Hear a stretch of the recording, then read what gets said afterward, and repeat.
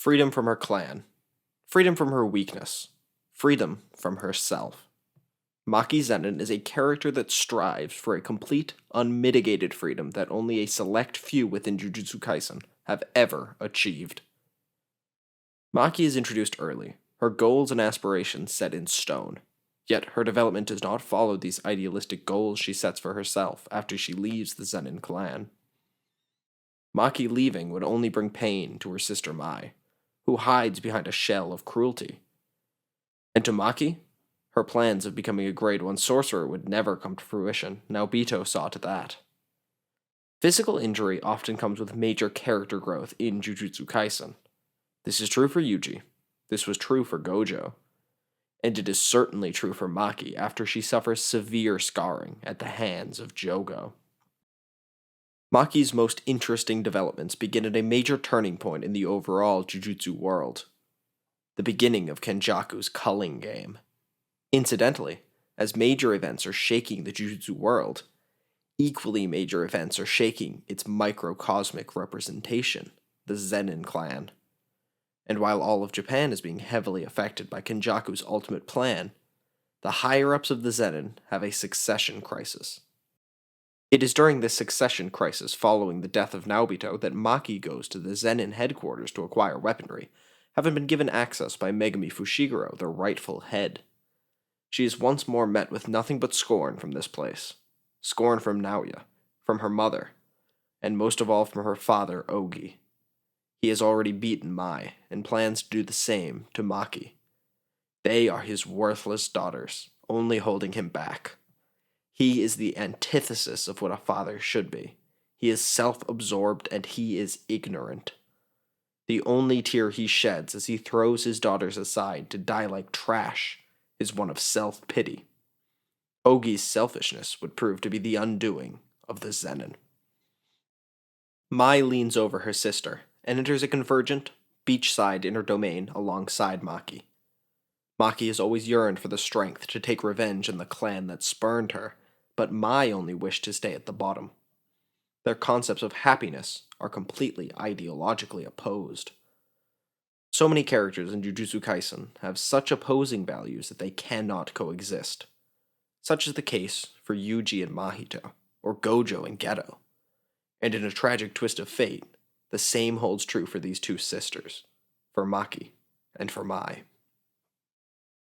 Maki's body is special, but this heavenly restriction has been proven to be nothing but hell for her. Twins should be a blessing, 2 new lives being granted to the world. But for the Zenin, selfish and greedy and power-hungry as they are, twins are a curse. They share a single pool of power and are each limited because of this. In this room, Mai finally acts of her own accord. She lets go of the hand of her big sister, which she has been grasping so closely for all this time. Mai must die for Maki to live on, with only one final thing to say. Destroy everything.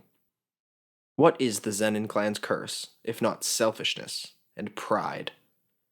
Ogi would forsake his own daughters, Junichi his own brother, and Naoya would forsake everybody save those 2 men he respects. Even Maki acted selfishly when leaving the clan and Mai behind. However, Mai has broken free of this cycle, committing a truly selfless act. She gives herself entirely to her sister, and the curse of the Zen'in Clan begins to crumble. Maki entered into that punishment room as one thing, but emerged as something else entirely. A monster. My body remembers, but I tried so hard to forget. This fear. Standing before Ogi, Maki emanates overwhelming intensity. Her body has ascended nearly to the level of Toji himself, that stain upon the proud Zen'in Clan. And she slices through her worthless father with such brutality that only the strongest in the verse could possibly display. Her rampage has begun. Mai told Maki to destroy everything, and Maki does just that. The Zenin have fostered everything wrong with Jujutsu society, and their day of judgment has come. This girl they have so heavily wronged is seeking retribution for years of mistreatment, and for the death of the one she cared for the most. Generations of Zen'in Clan members and of the Hei are eviscerated by Maki. Naoya fights Maki, desperately claiming that she is not Toji. In this regard, he is not wrong. Were Toji standing in Maki's position, Naoya would not still be alive. But nonetheless, Naoya's hubris, ever his undoing, leads to his downfall. While he is unequivocally strong, he is most definitely not within the leagues of the strongest. Maki's rampage spreads to the rest of the Zenin, reducing their overwhelming influence to nothing but a memory. She enters into the Culling Game, able to traverse through the barriers, the only person not claimed as a player by Kenjaku's unreasonable game. She brings mindless destruction to the cursed spirits in Sakurajima Colony, until something new appears. Naoya's reemergence in Sakurajima is a disaster for Maki. He reveals that it was not Maki herself, but her mother who finished him off. The seeds of doubt are sown in Maki's mind as she realizes she never truly understood her mother. Her doubt and her anger, mixed with Naoya's provocations about Mai, lead to Maki taking a massive blow, unable to retain her composure as she did against Naoya before. She knows something must change, that she is not as strong as she should be. She is not as strong as Toji.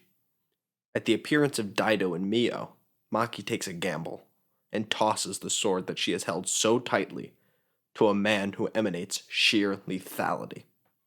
Daido, even though his eyes cannot see curses, is still less blind than Maki.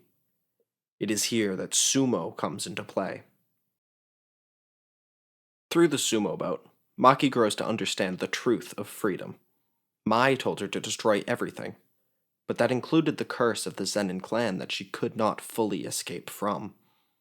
Although the shackles that held Maki's strength back were broken through Mai's sacrifice, that did not make her truly free. When they were children, Mai grasped onto Maki's hand to be led by her. Now, Maki has grasped onto Mai's, onto the blade that has led her to destroy everything in her path. Mio teaches Maki the meaning of freedom and how to experience a fight through sumo. She has been unable to see the full picture of what is around her, and has thus been unable to escape the shackles that bind her. Like smelling light or seeing sound, Maki must go beyond the limits she has imposed upon herself. She has let go of the sword, and she must now let go of everything else that entangles her.